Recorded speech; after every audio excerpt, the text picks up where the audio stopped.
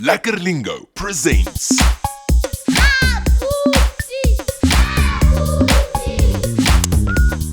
Hello, Abuti. Say hello to the children. Dumelang bana.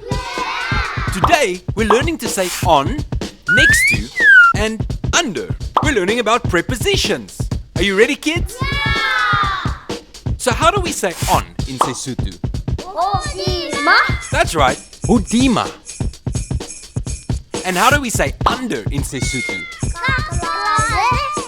Very good, ka tlase. And how do we say next to in Sesotho? Very good, haufi le. Now how do we say inside in Sesotho? That's right, ka hare. And how do we say behind in Sesotho?